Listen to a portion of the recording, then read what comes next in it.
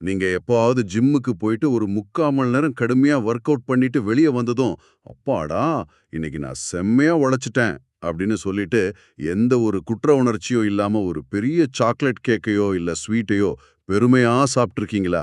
ஆமா, இத நெறைய பேர் பண்றத நான் பாத்திருக்கேன். காலையில சீக்கிரம் எந்திரிச்சிட்டோம் அப்படிங்கிற ஒரே காரணத்துக்காக அன்னைக்கு நாள் முழுக்க எந்த உருப்படியான வேலையும் செய்யாம ஒரு மாதிரி சோம்பேறியா சுத்துறதும் இதுல சேரும். கரெக்ட். அப்படியானால் உங்களோட மூளை உங்களை எப்படி தந்திரமா ஏமாத்துது அப்படிங்கிறதுக்கான முதல் அறிகுறி தான் இது. இந்த ஆழமான அலசலுக்கு உங்களை வரவேற்கிறோம். இன்னைக்கு நாம நம்ம அன்றாட வாழ்க்கையோட நேரடி தொடர்பு இருக்கிற ஒரு சுவாரஸ்யமான தலைப்பை பத்தி பேச போறோம். கண்டிப்பா.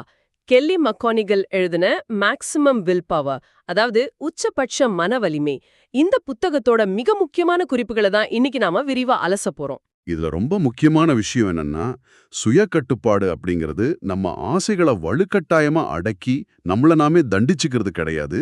மாறா நம்ம எங்க எப்படி சறுக்குறோம், எப்படி சொல்றது, நம்ம மூளை எப்படி நம்மள நம்ப வச்சு ஏமாத்துது அப்படிங்கிற அறிவியலை ஆழமா புரிஞ்சுக்கிறது தான். உண்மைதான். இத பத்தி கலிஞர் ரூமி ரொம்ப அழகா சொல்லிருக்காரு. அறிவாளிகள் சுய கட்டுப்பாட்டை விரும்புறாங்க, குழந்தைகள் இனிப்புகளை விரும்புறாங்க அப்படின்னு. ஹாஹா, சூப்பரான வரிகள். நீங்களும் அந்த அறிவாளிகளை மாறுறதுக்கான தேடலை இன்னைக்கு நம்ம தொடங்குவோம். சரி, இதை கொஞ்சம் விரிவா பார்ப்போம். மன வலிமை பத்தி நமக்கு இருக்கிற ஒரு அதீத நம்பிக்கை எப்படி நம்மள ஆரம்பத்திலே தோற்கடிக்குது. அதாவது இத ஒரு உளவியல் கோணத்துல இருந்து பார்த்தோம்னா ரொம்ப தெளிவா புரியும். பொதுவாவே ஒரு விஷயத்த நீங்க மாத்தணும்னு நினைச்சா முதல்ல அது எங்க தப்பாகுது அப்படிங்கறத நீங்க கவனிக்கணும்.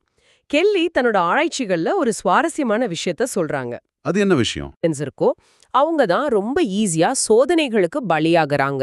இத உளவியல் குருட்டுத்தன்மை அப்படின்னு சொல்லலாம். ஓஹோ, அதாவது நான் ரொம்ப ஸ்ட்ராங் அப்படின்னு நினைக்கிறதே ஒரு வீக்னஸா மாறிடுதுன்னு சொல்றீங்க. எக்ஸாக்ட்லி. உதாரணத்துக்கு டயட் இருக்கிறவங்கள எடுத்துப்போம். நான் கண்டிப்பா எதையும் சாப்பிட மாட்டேன், எனக்கு பயங்கர கண்ட்ரோல் இருக்கு அப்படின்னு நம்புறவங்க தான் அவங்க பலவீனங்களை முன்கூட்டியே கணிக்க தவறிடுறாங்க. ஆமா, அதனால அவங்கள அறியாமலேயே ஸ்வீட்ஸ் இருக்கிற இடத்துக்கு போறது, இல்லனா சாப்பாட்டு விஷயத்துல வற்புறுத்துற நம்பர்கள் கூட ஹோட்டலுக்கு போறது, இது மாதிரி ரிஸ்கான சூழ்நிலைகள்ல மாட்டிக்கிறாங்க. சரியா? கரெக்ட். அவங்க மூளை நீ தான் பலசாலியாச்சு, உன்னால கண்ட்ரோல் பண்ண முடியும் அப்படின்னு ஒரு பொய்யான பிம்பத்தை உருவாக்குது. ஆனா கடைசியில அந்த சோதனைகளுக்கு அவங்க ஈஸியா பலியாயிடுவாங்க. சோ நம்ம எங்க வீக்கா இருக்கோம், எப்போ எமோஷனல் ஆகுறோம் அப்படிங்கறத முதல்ல நேர்மையா ஒத்துக்கணும். ஒரு நிமிஷம் இருங்க. இதை பத்தி பேசும்போது எனக்கு இன்னொரு விஷயம் ஞாபகத்துக்கு வருது. அந்த தார்மீக உரிமம், அதாவது மாரல் லைசன்சிங். நான் ஒரு நல்ல காரியம் பண்ணிட்டேன் அப்படின்னு நினைக்கும் போதே ஒரு சின்ன தப்பு செய்ய எனக்கு நானே ஒரு லைசன்ஸ் கொடுத்துக்கிறேன் இல்லையா? ஆமாமா, அது ஒரு பெரிய ட்ராப். புத்தகத்துல ஒரு ஆய்வை பத்தி சொல்லியிருக்காங்க. வீடற்ற குழந்தைகளுக்கு தொண்டு செய்யறதா வெறும் கற்பனை செஞ்சவங்க கூட தங்களுக்கு ஒரு விலையுயர்ந்த ஜீன்ஸ் வாங்கிக்க ஆசைப்பட்டாங்களாம். இது நிஜமாவே ஷாக்கிங்கா இருக்கு. ஆமா, வெறும் கற்பனைக்கே இந்த நிலைமைன்னா நிஜமாவே ஒரு நல்ல காரியம் செஞ்சா நம்ம மூளை எப்படி ஆடும்னு யோசிச்சு பாருங்க. அதுதானே, இதுல லாஜிக்கே இல்லையே. நல்ல காரியம் செஞ்சா இன்னும் நிறைய நல்ல காரியம் செய்யணும் அப்படிங்கிற ஒரு உந்துதல் தானே வரணும். அதுதான் நம்ம மூளையோட மிகப்பெரிய தந்திரம். இங்க ஆச்சரியப்பட வைக்கிற விஷயம் என்னன்னா, நம்ம மூளை ஒரு மோசமான அக்கவுண்டன்ட் மாதிரி செயல்படுது.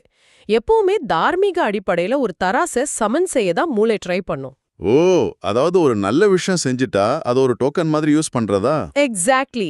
ஒரு கெட்ட செயல் செய்யறதுக்கான அனுமதியை மூளை கேட்கும்.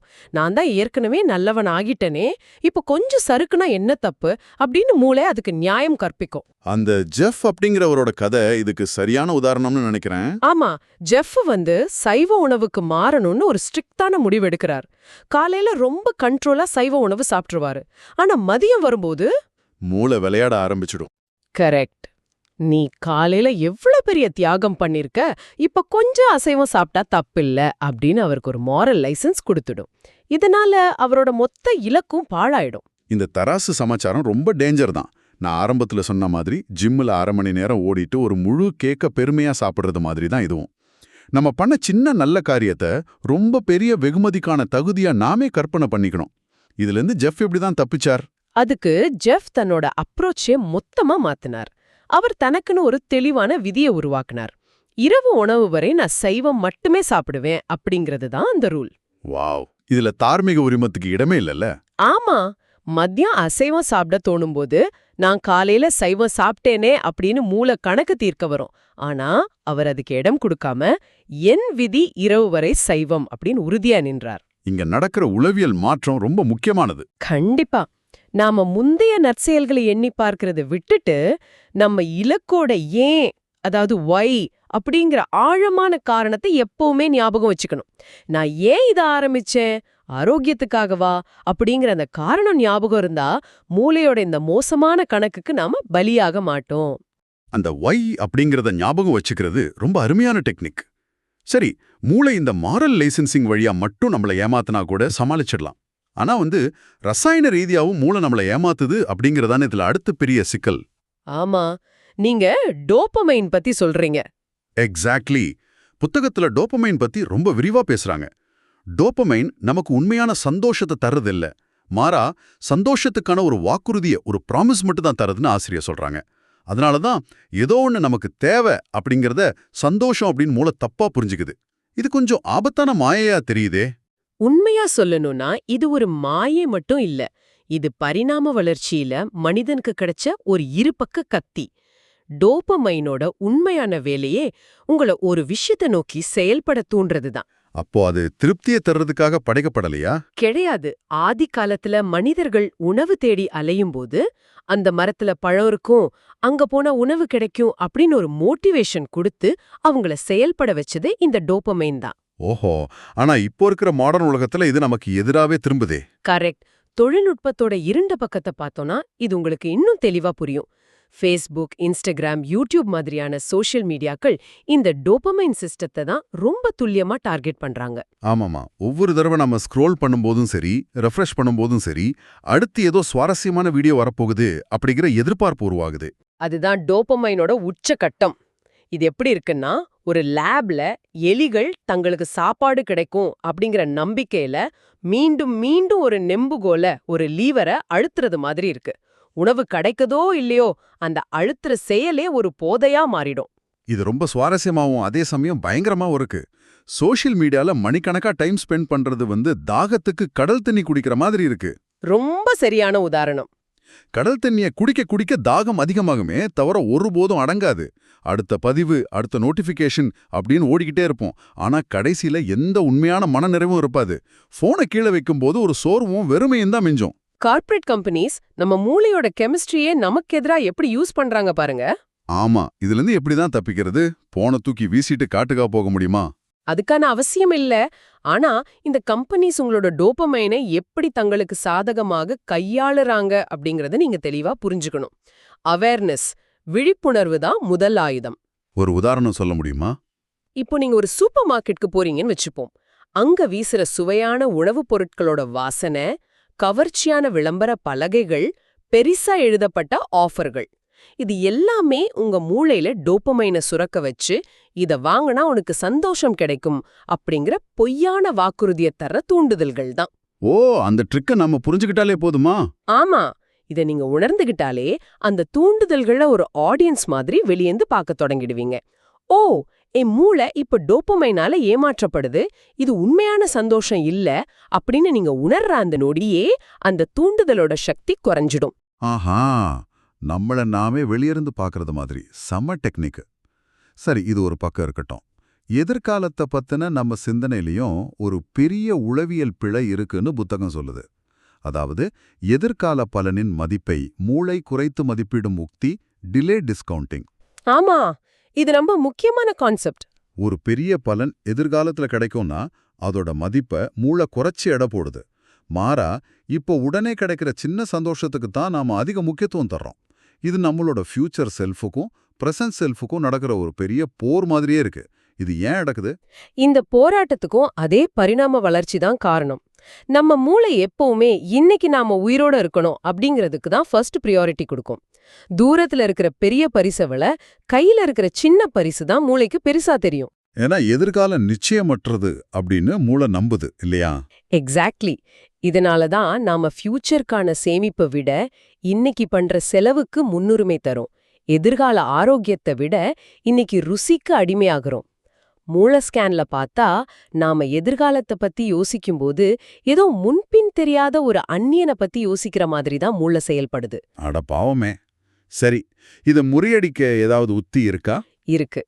கீட் அப்படிங்கிறவரோட கதையை பார்ப்போம். அவர் ஒரு செயின் ஸ்மோக்கர், நாள் முழுக்க சிகரெட் குடிக்கிற பழக்கம் இருந்தவர்.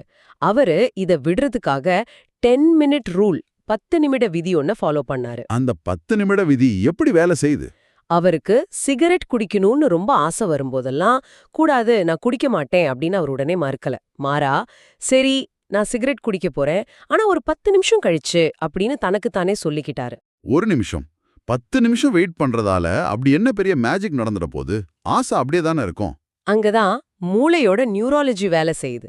அந்த 10 நிமிஷ காத்திருப்பு அப்படிங்கிறது மூளையோட 2 பகுதிகளுக்கு இடையில நடக்கிற ஒரு போர் நிறுத்தம் மாதிரி. எந்த 2 பகுதி? உங்களோட உணர்ச்சிகள், உடனடி தூண்டுதல்களுக்கு காரணமான பகுதி அமிக்டல்லா. இது ஒரு அலாரம் மாதிரி. தர்க்கரீதியா சிந்திச்சு முடிவெடுக்கும் பகுதி ப்ரீஃப்ரண்டல் கார்டெக்ஸ். இது மூளையோட பாஸ் மாதிரி. ஓ, அப்ப நம்ம உடனே வேணும்னு துடிக்கும்போது அமிக்டலா வேலை செய்யுது. ஆமா, அது உச்சகட்டத்துல இருக்கும். ஆனா நீங்க அந்த செயலை 10 நிமிஷம் தள்ளி போடும்போது அந்த எமோஷனலான அமிக்டலா கொஞ்சம் கொஞ்சமா கூலாக ஆரம்பிக்கும். அதே சமயம் லாஜிக்கா யோசிக்கிற ப்ரீஃப்ரண்டல் கார்டெக்ஸ் முழிச்சுக்கும். உண்மையிலே இது எனக்கு தேவையா, இதனால என்ன பிரச்சனை வரும் அப்படின்னு யோசிக்கிற ஆற்றல் அந்த 10 நிமிஷத்துல திரும்ப கிடைச்சிடுது. சூப்பர். இந்த உத்தியால கீத்தோட புகைப்பழக்கம் பாதியா குறைஞ்சதுன்னு படிச்சேன். கரெக்ட். அந்த 10 நிமிஷம் அப்படிங்கிறது மூளைக்கு நாம கொடுக்கிற ஒரு பிரீதிங் ரூம். இதே மாதிரி பார்வைய மாத்திர உத்தியும் ரொம்ப அற்புதமா வேலை செய்யும். ஆமா, அந்த அமினா அப்படிங்கிற ஸ்டூடெண்டோட கதை ஞாபகம் வருது. அவங்களுக்கு ஃபேஸ்புக் மேல பயங்கர அடிக்ஷன். மணிக்கணக்கா அதையே பார்த்துட்டு டைம் வேஸ்ட் பண்ணாங்க. ஆனா மெடிக்கல் படிக்கணும் அப்படிங்கறது அவங்களோட கனவு. அவங்க எப்படி அந்த அடிக்ஷன்ல இருந்து வெளியே வந்தாங்கன்னு சொல்லுங்களேன். அவங்க அந்த பார்வையை எப்படி மாத்துனாங்கன்னா, ஃபேஸ்புக் யூஸ் பண்ற ஒவ்வொரு முறையும் அதை ஒரு என்டர்டெயின்மெண்ட்டா பார்க்காம தன்னோட மெடிக்கல் கனவை கொஞ்சம் கொஞ்சமா அழிக்கிற ஒரு அரக்கன் மாதிரி, தான் எதிர்காலத்தை திருடுற திருடன் மாதிரி கற்பனை பண்ண ஆரம்பிச்சாங்க. இந்த ஒரு ரீஃப்ரேமிங் அந்த உடனடி திருப்தியோட கவர்ச்சியை சுக்குநூறா உடைச்சிருச்சு. மிக சரியான உதாரணம். நம்ம ஃபியூச்சர் செல்ஃபுக்கும் பிரசன்ட் செல்ஃபுக்கும் இருக்கிற தொடர்பை ஸ்ட்ராங் பண்றது தான் இதோட அடிப்படை. இதே கான்செப்டை தொண்டு நிறுவனங்கள் எப்படி யூஸ் பண்றாங்கன்னு ஒரு ஸ்டடி இருக்கு. என்ன ஸ்டடி இது? ஸ்வீடன்ல நடந்த ஒரு தொண்டு நிறுவன ஆய்வு அது. மக்கள் கிட்ட இப்போவே உங்களோட நன்கொடையை அதிகப்படுத்துறீங்களா அப்படின்னு கேட்டதை விட 2 மாசம் கழிச்சு உங்களோட நன்கொடையை அதிகப்படுத்துறீங்களா அப்படின்னு கேட்டப்போ 32% அதிக நிதி கிடைச்சுதான். ஓஹோ, ஏன்னா இப்போவே பணம் கொடுக்கணும்னா நம்ம பிரசன்ட் செல்ஃப்க்கு அது கஷ்டமா இருக்கும். எக்ஸாக்ட்லி. ஆனா எதிர்காலத்துல வாயப்போற உங்களோட ஃபியூச்சர் செல்ஃப நீங்க எப்பவுமே ஒரு தாராள குணம் கொண்ட சூப்பரான மனுஷனாதான் கற்பனை பண்றீங்க. அதனால ஃபியூச்சர்ல பணம் தர்றதா ஒத்துக்கிறது மூளைக்கு ரொம்ப ஈஸியா இருக்கு. இப்போ எனக்கு ஒரு சந்தேகம் வருது. அதாவது இதற்கெல்லாம் என்ன அர்த்தம்? எல்லா நேரமும் எதிர்காலத்துக்காக ஆசைகளை அடக்கிக்கிட்டே இருக்கணுமா? அதுதான் சிறந்த வாழ்க்கையா?